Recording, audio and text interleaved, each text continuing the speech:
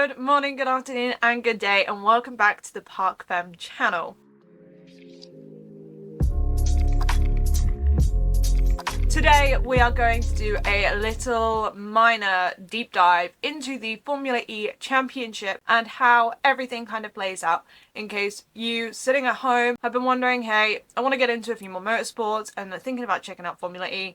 This should cover everything you need to know going into season 11. This is going to be divided up into a few little sections, so we're going to discuss the grid and the new rookies on the grid. We're going to discuss the calendar and the weekend layout. In terms of the grid, we have a packed out lineup filled with world champions, normal Formula E champions, and rookies. And if you're wondering what's the difference between a Formula E champion and a Formula E world champion, Formula E only took its world championship status a couple of seasons ago. Nick de Vries was the first Formula E world champion. That was the 2020-21 season, I believe, if I recall that correctly. In terms of the teams in general, we're going to debrief over the rookies to start with, as they are our newcomers and the fresh faces in Formula E this season. The first of the rookies is none other than Taylor Barnard. He was the first announced, and if he's technically a rookie, if he's not technically a rookie, is very much up under debate. This is because Taylor Barnard actually filled in for Sam Bird last season in season 10 in Monaco and Berlin. Taylor Barnard is joining Neom McLaren Formula E team. He is coming up from Formula 2, where he didn't even complete a full season. It was his debut season in Formula 2 this year, the 2024 season, and he left halfway through after his announcement for Formula E for season 11, the 2024-25 season. We didn't really get to see much of Taylor Barnard in Formula 2, but he made his way up from Formula 3 and, yeah, is now in Formula E. Also coming up from this year's Formula 2 grid is Zane Maloney. He is joining Lola Yamaha, which is, if you're watching and you're like, I want to figure out which one he is, it's the yellow and blue car. Very, very, very bright yellow and blue car. Zane Maloney has in fact been very, very, very prominent in this Formula 2 championship at the beginning. He was leading the championship for quite a while after an incredible beginning of his season. As you were watching this, Zane Maloney is obviously no longer competing in the Formula 2 championship. The season finale begins today as you're watching this, actually, for Formula 2. However, the Formula E season begins today as you are watching this. So as you can see, the calendar's clashing a bit, but he did complete every single race up until this moment here and was in championship contention for Formula 2. Our third rookie on the grid is David Beckman. David Beckman, compared to both Taylor and Zane, left Formula 2 quite a while ago. He wasn't competing in this most recent year in Formula 2, and even the one before that, he wasn't there either. His final season in Formula 2 was in fact the 2022 season, so he didn't actually go up against Taylor Barnard at all. During David Beckman's final season in Formula 2, the 2022 championship, he was actually joining alongside Andretti in Formula E as their reserve and development driver. Going from being a reserve and development driver, he even filled in for Andretti for 2 races for the 2021-22 season, and he was doing this while being the Porsche reserve driver. He did continue as the team's reserve driver for last season coming. However, in terms of actual racing, David Beckman did make the move to WEC, competed with Hertz-Jotta in the LMP2 category in 2023, so not this season, the season before that. And he has competed in the 24 Hours of Nürburgring, so it's not as if he's coming from nothing and hasn't done anything since Formula 2, but these are our 3 Formula 2 boys that have made their way up to Formula E, showing that Formula 1 isn't the only end goal when it comes to single-seater junior championships. David Beckman will be joining Dan Ticktum in the Kiro. This was only announced like a few days ago. It was more announced in the lineup, so a lineup comes down for all of the cars competing in this upcoming weekend, and it was announced then, and then Kiro made their announcement. So he is joining Dan Ticktum, and they are keeping the exact same numbers as they were last year. David Beckman will race in car number 3, and Dan Ticktum will race in car number 33. Kiro is a new team to the grid, but not a new team to a grid. They are replacing ERT. In terms of the rest of the grid, we have our season 10 world champion Pascal Wehrlein back in the Porsche again. This year Porsche have gone for a purple livery and I love that. Pascal Wehrlein will be running car number 1 as the champion, and he is joined by Antonio Felix da Costa, who will be racing in car number 13. Antonio Felix da Costa is a Formula E champion. He's the final Formula E champion before the series gained its world championship roles. I don't know. If we're working down numerically here, in car number 2, we have Stoffel van Dorn for Maserati. This is a change up from last year. He was with Penske last year and now he's with Maserati, and his teammate also made a little driver change this year as he has moved from McLaren to Maserati, and that is none other than Jake Hughes. Jake Hughes was a part of the McLaren program since McLaren joined Formula E, and he's racing in car number 55 this year after racing in number 5 last year. As we discussed with Kiro, or actually Cupra Kiro this year. We then go on to car number 4 of Roman Freins for Envision Racing. He is joined alongside his teammate Sebastian Buemi. The pair were with Envision last year and are with Envision again this year. In car number 5, we have Taylor Barnard, one of our rookies for Neom McLaren, and he is joined by his teammate Sam Bird, who is racing in car number 8. And in car number 7, as we do not have a car number 6, is Maximilian Gunther for DS Penske. He is joined by Jean-Eric Verne, who is remaining with the team. Maxi Gunther actually moved from Maserati to DS Penske and is joining Jean-Eric Verne, who's remaining. Jean-Eric Verne's teammate from last year was Stoffel van Dorn, who has gone to Maserati. It's just a little changeover, a little switch up. Jean-Eric Verne will be racing in car number 25. Jaguar TCS is next on the list. They are the current team's champions. They have kept their lineup from last year with Mitch Evans and Nick Cassidy. Mitch Evans will be racing in car number 9. He was the runner-up. And Nick Cassidy will be racing in car 37. He was also in the championship contention at the end of last season. In the Lola Yamaha, we have Lucas Di Grassi, who is obviously joined by Zane Maloney, as we discussed earlier. Lucas Di Grassi will be representing car number 11, while Zane Maloney is in car number 22. In car number 23 is Oliver Rowland for Nissan, and he is joined by Norman Nato, who is making the move from Andretti. And Norman Nato will be in car number 17 this year, and hands down, I have to admit, Nissan have the best livery on the grid. I am a sucker for pink liveries, but something about red with white and pink cherry blossom is just another world. It's a gorgeous livery and it's to die for. At Mahindra Racing, we have the same lineup from last year as we do this year of Edo Mortara and Nick de Vries. Nick de Vries will be in car number 21. He is the first Formula E world champion, and some say he is the first Dutch world champion as well. However, that is up for debate because there was technically another Dutch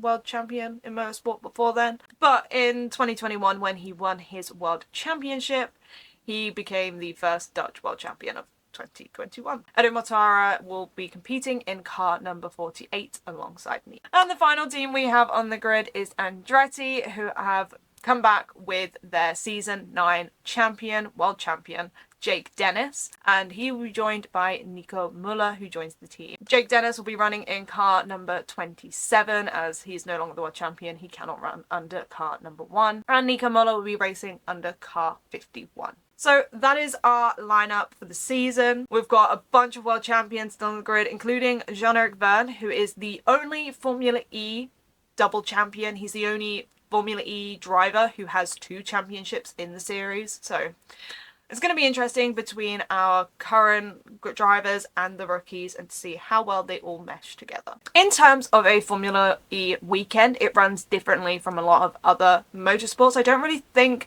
you can correct me on this if I'm wrong, that there are any other championships that do it this way. Formula E condense everything down into one day. I say this sparingly because it's not really all in one day, but it kind of is all in one day, really. They do have free practice 1 held on the Friday. If we are having a single header weekend, on the Saturday we will have free practice 2, qualifying, and then the race. And then that is done. That's the weekend done. If it is a double header, we will have obviously our free practice 1 on the Friday, Saturday will see free practice 2, qualifying and the race, and Sunday will then see free practice 3, qualifying and the race. So it's very, very, very condensed, and I do really enjoy the layout of everything. I think it makes it really, really easy for someone just trying to get into it, knowing that everything is just on one day. So with this structure, we then have a variant of single headers and double headers across the season. So we're going to have a little look into how this plays out for this year. We start off in Brazil for the Sao Paulo E-Prix. It is a single header, and as you're watching this, if you're watching this as it goes out, it's tomorrow, okay?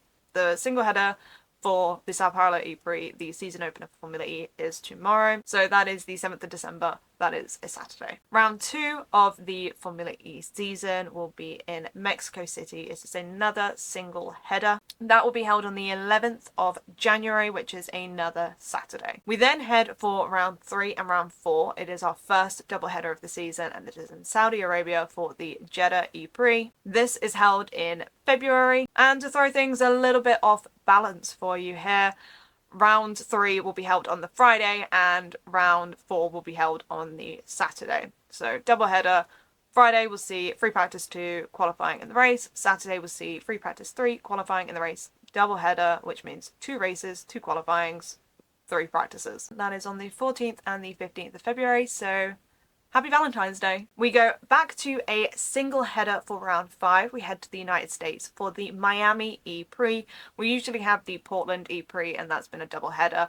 But this year we've got the Miami E-Prix for a single header. That is held on the 12th of April. We were originally meant to have a race in between those two in March, but that has since been cancelled. And this single header will be held on the Saturday, so the 12th of April. We then head into a string of double headers. And one of these double headers has been very, very controversial, especially for some of the drivers. And it is round 6 and round 7 at Monaco. So for the Monaco E-Prix, we are having a double header. It's normally a single header. This year it's a double header, so that's exciting. That is held at the beginning of May on the 3rd and the 4th. Round 6 will be on the Saturday. Round 7 will be on the Sunday. I'm losing track of round times. We then head to Japan for the Tokyo E-Prix. This is once again another double header. This is rounds 8 and round 9. These are held a little bit later on in May. It's the 17th and the 18th of May. And once again, that is a Saturday and a Sunday. So round 8 is on Saturday, round 9 is on Sunday. Round 10 and 11 is another double header. We are heading to China for the Shanghai E-Prix, and that is across the 31st of May and the 1st of June. Very, very, very busy in May for Formula E this year. And if you didn't guess it by now, 31st, Saturday, 1st, Sunday. And then we slow down a little bit, and we're back to the single header. The only other single header of the year, okay? Don't get your hopes up. Oh, the hopes down? It's a hopes down for me. I love a doubleheader. We head to Indonesia for the Jakarta E-Prix. The Jakarta E-Prix is held on the 21st of June. It is the weekend after Le Mans, okay? Bear that in mind because a bunch of the Formula E drivers are also WEC drivers and will be in Le Mans for the 24 Hours of Le Mans. And if you didn't guess it, single header, we're racing on Saturday. And then we head into our final 2 double headers of the year. That is for rounds 13, 14 and 15 and 16. Rounds 13 and 14 will be held in Germany for the Berlin E-Prix. I love the Berlin E-Prix. I had the pleasure of going this year to it, and I'm really glad that I probably am not going next year. But incredible if you are in Europe and you're looking for a really good Formula E race. The Berlin E-Prix is definitely up there. That is held on the 12th and the 13th of July. The 12th being the Saturday, the 13th being the Sunday. Double header, you guessed it. To finish off the season, we head to the UK and into London for the London E-Prix. It's held at the XL, and it's a different track compared to most because some of the track's inside, some of the track is outside. It's very, very chaotic when it rains because they can't race properly. That is being held on the 26th and the 27th of July. So Saturday the 26th will be 15th round, and the 16th round, which is the season finale, is on the Sunday. So if you are in the UK and you're watching this and you're like, I want to go to a Formula E race, I definitely recommend coming to the London E-Prix. The vibe's always immaculate, and it's the season finale, so it's one great way to see out the season. That basically concludes our calendar for this season. 16 rounds, a whole lot of double headers, and The most interesting one being the Monaco E-Prix, being a doubleheader this year. That shook me to my core, okay? If you're new, you'll be like, huh? Like, is it Formula 1? No, it's nothing like Formula 1. Monaco Formula E is nothing like Monaco Formula 1. How a weekend works is something I always get asked when it comes to somebody getting into Formula E.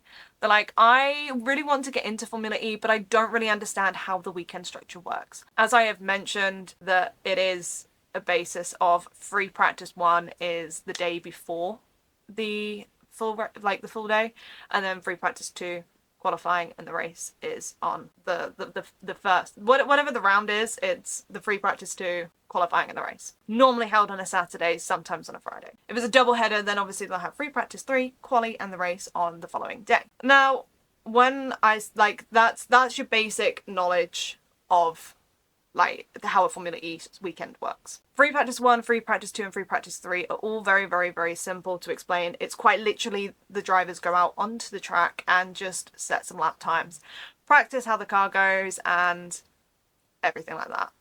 That's the basic understanding of it. Qualifying is where it gets a little bit different, and that is because in most normal qualifying sessions, it depends what you really watch.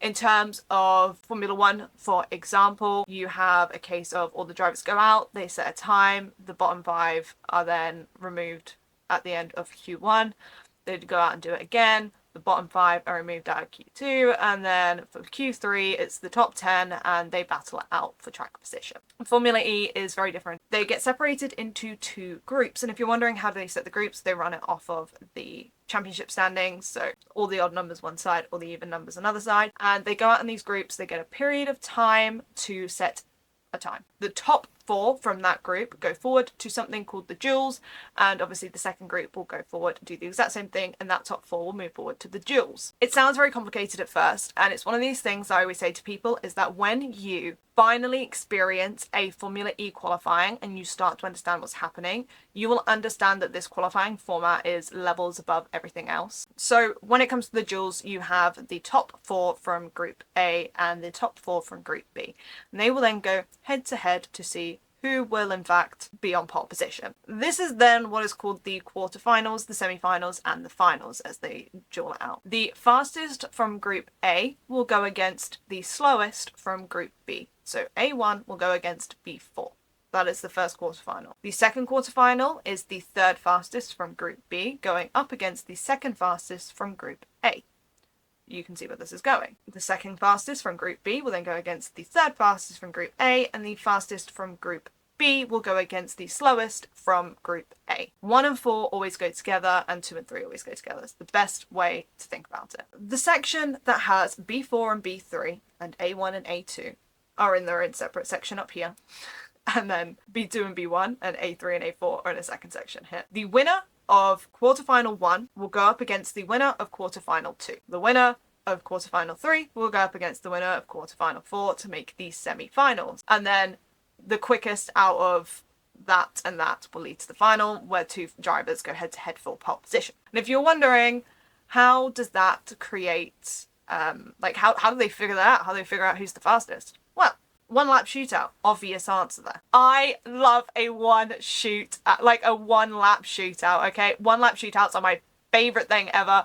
I love the fact of the concept of just saying, okay, 1 warm-up lap and then go for it, and that's how you figure out qualifying. That to me is ideal, and I love that.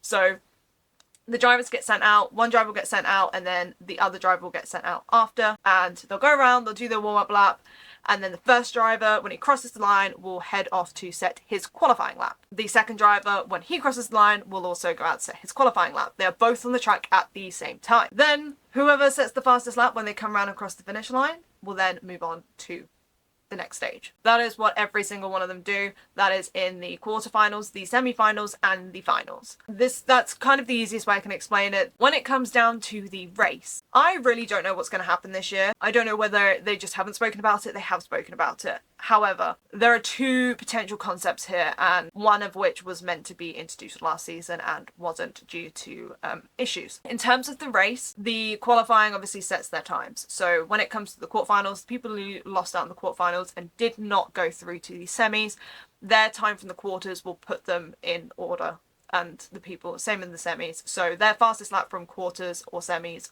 or obviously the final, is what sets them. The remaining drivers who didn't make it to the duels, their fastest time from qualifying will obviously lay out where they sit in the order for on the grid. When it comes to pit stops, for example, in recent years we haven't been doing pit stops. When Formula E originally started, they would have to pit the car and change cars because of the way the cars were built. They have adapted and grown and evolved so much over time that now the drivers don't have to go and drop their car off and pick up a new one. However, to replace that pit stop, the introduction of the attack mode became a thing. So attack mode is essentially a runoff section on the track. The driver must drive off the track and across, and through the attack mode. The attack mode is a bunch of sensors on the track, and they must cross every single line to activate attack mode. They must do this twice in a race, and they can do it in whichever amount of installment minutes they'd like. It is normally 9 times out of 10, 6 minutes, okay? I'm pretty sure it's always 6 minutes, but there's something in my back of my brain telling me that sometimes it hasn't been. But they normally have to split this 6 minutes up somewhere or another. Now, you might be wondering, how does this replace a qualifying? Like, how does this cause issues? Because the cars are so close together, when you are leading or you're in a competitive space, having to drive off of the racing line and come across all these sensors and make sure you take them correctly means that you are coming out of the battle and then have to rejoin, and make sure you rejoin safely. There have been moments in the previous season, in season 10, where drivers haven't taken their attack mode correctly. If you don't take your attack mode correctly, it doesn't count, and you will have to retake it again. And what happens if you don't simply take your attack modes? You are disqualified from the race. It's the same way as if in Formula 1 you did not make your pit stop, you would be disqualified. It's the same in Formula E. You do not take your attack mode, you do not get a position in the race. You are disqualified. With this being said, you cannot take attack mode under safety car. That is one big rule. You cannot take attack mode under safety car. So if you're leaving your attack mode until right to the last minute, you have to pray that there is not going to be a rogue safety car come out and stop you from taking that attack mode, because even if the safety car stunts you from taking that attack mode, you will still be disqualified if you cross the line and you haven't taken it. The attack mode essentially gives the driver a little bit more energy, a bit more of a boost. The car is faster, and it does help. You have to take it tactically and think strategically. A lot of the time, teams will split their strategies across the two different drivers. When I say that I'm not entirely sure what we're doing this year, attack mode is the likely option, I would assume. But there is the conversation that we might be having. Pit stops will be refueling pit stops, and the drivers will come into the pit garage and get a boost. And they will then exit the pits and continue on into the race. This was trialled last year in practices and it didn't go well, which is why they scrapped it for last year. It was meant to be implemented at the beginning.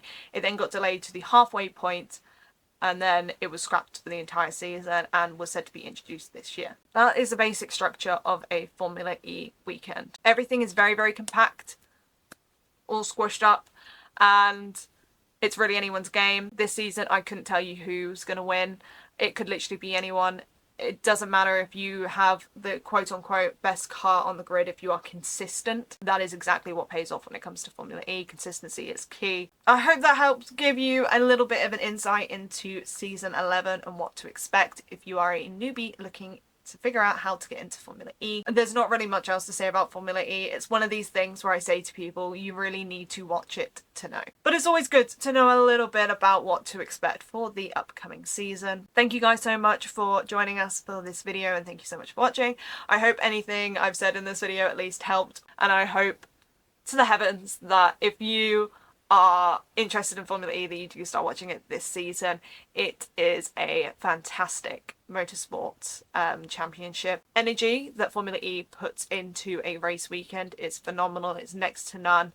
I have been to Formula 1 races, I've been to WEC races, I have been to Formula E races, and without a doubt the Formula E events have always been my most favourite, and that is to do with their fan activity and the amount of things they put on for the spectators. It is great. There's always something to do. It's a great day out, and the tickets are not horrifically priced either, which is great.